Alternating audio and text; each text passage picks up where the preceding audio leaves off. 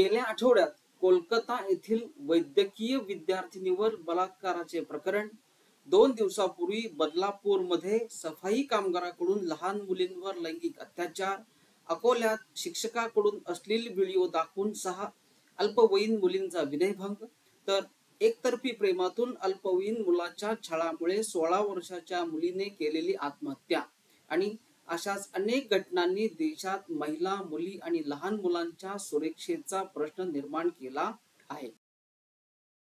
Social media, OTT आणि YouTube प्लॅटफॉर्मवर हिंसक चित्रपट आणि व्हिडिओ, त्यांची जाहिरात आणि त्यांचे उदात्तीकरण, पाश्चात्य संस्कृतीचे अनुकरण, विवाह समस्या, घरात आणि बाहेर आदर नसणे, आभासी जगात जगणे, अंधकारमय भविष्य, ड्रग्ज आणि अल्कोहोलची व्यसनाधीनता, जीवनाकडे निराशावादी दृष्टिकोन अशा घटनांची काही कारणे आहेत.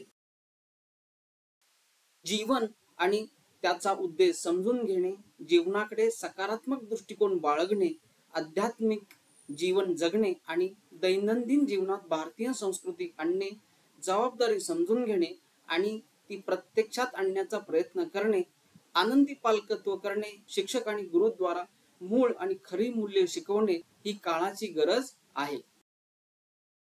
अयशस्वी प्रशासन, ढिसाळ यंत्रणा, अधिकाऱ्यांचा कमी प्रतिसाद, यंत्रणेचे दुर्लक्ष पाहून समाज रस्त्यावर उतरून आंदोलन करत आहे आणि अशा घटना पुन्हा घडू नयेत यासाठी तातडीने कारवाईची मागणी करत आहे.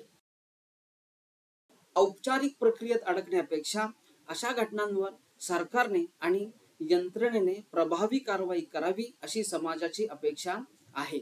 आपल्याकडे दुर्लक्ष होत असल्याची व न्यायाशी तडजोड केली जात असल्याची पीडित व त्यांच्या कुटुंबियाची भावना आहे. त्यामुळे समाजात संताप वाढत आहे. सरकार आणि यंत्रणेने यावर मोठी कारवाई करून गोष्टींना न्याय मिळवून द्यावा, म्हणजे सरकार न्यायाच्या बाजूने आहे याची सर्वांना खात्री मिळेल. महिला आणि मुलांना आमचे आवाहन आहे की त्यांनी जागरूक आणि सावध असले पाहिजे. तूर्तास इथेच थांबतो. पाहत रहा नॉलेज सेंटर. धन्यवाद.